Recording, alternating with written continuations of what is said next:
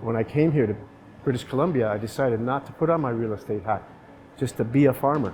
I mean, look, the guy's a visionary. He moved from New York to the Okanagan and built a winery and built a pyramid. If I had started a winery, I would never have built a pyramid.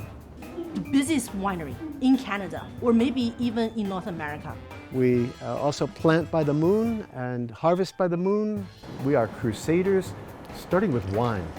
We probably will see like 3,000 to 4,000 people a day.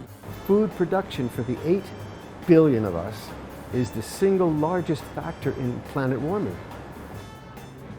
I don't know if I want to use chaos to describe this place, but it's crazy.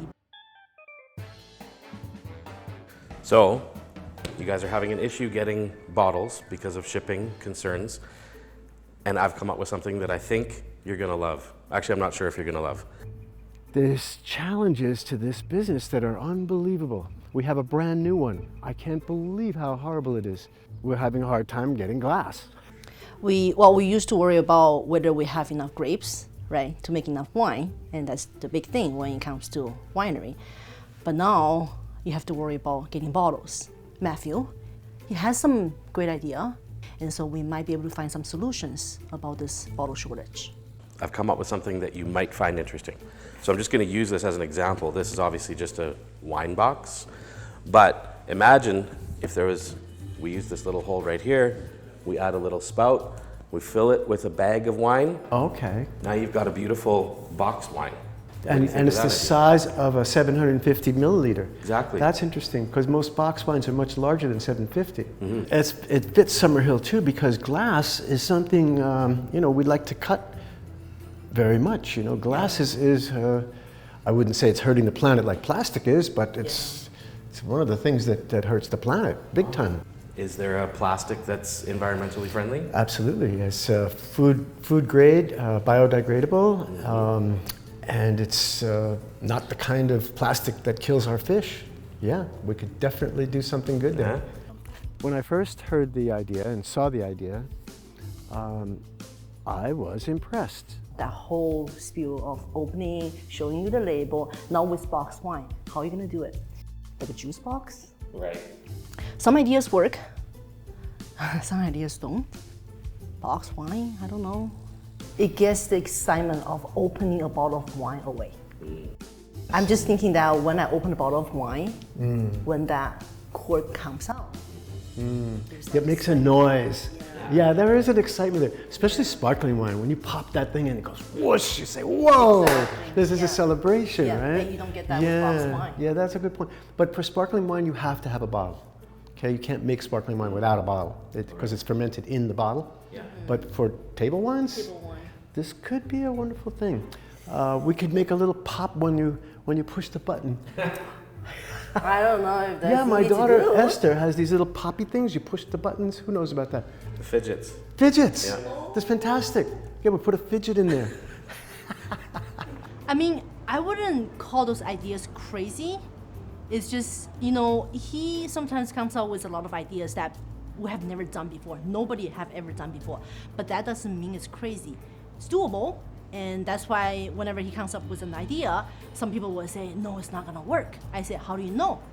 And then we take it the next step, which no other winery has ever done, to my knowledge, which is to put the wines in sacred geometry with a precision pyramid fashioned after the Great Pyramid of Egypt. My dad is a unique individual. We have proven conclusively the effect of sacred geometry on liquids with this pyramid. I imagine it's difficult to work for just about any boss, that everybody's going to have their own quirks. And he definitely has his. I mean, he is somebody who has a new idea every day. It always starts with a vision, right? And so the vision that Stephen had is, what if we could sort of visually show what it's like, specific to ice wine, okay? So the winter and the freezing and the frozen grapes. And he says, what if we could show sort of a representation of Mother Earth bringing us this bounty? We make that fantastic video in the winter. It was a very well-made video, and Steve was very, very passionate about it. And so spring comes, tours start to come, and it was a big thing for Steve.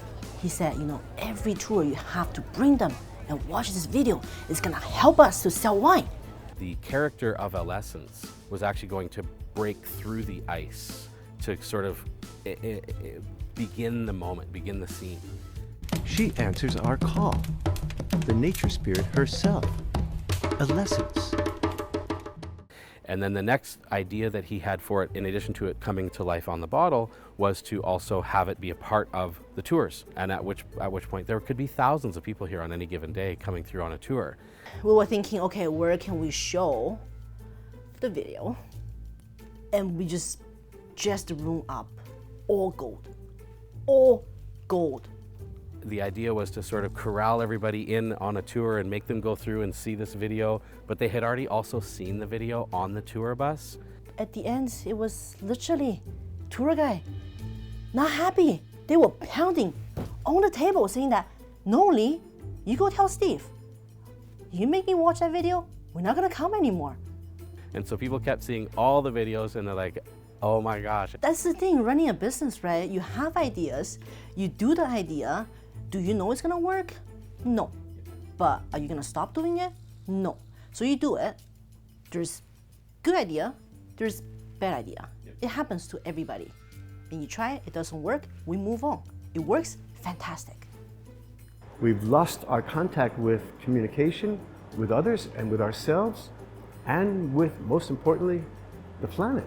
We are an ideal setting because we can actually bring the people into the food production, into the restaurant, in the dining room, in the cellar here where we make the wines, into the gardens. You know, there's going to be challenges. It's in the trying, like that's where the beauty is. We'll have a lot of fun doing this. It'll be very exciting. It'll be revealing. It'll be embarrassing.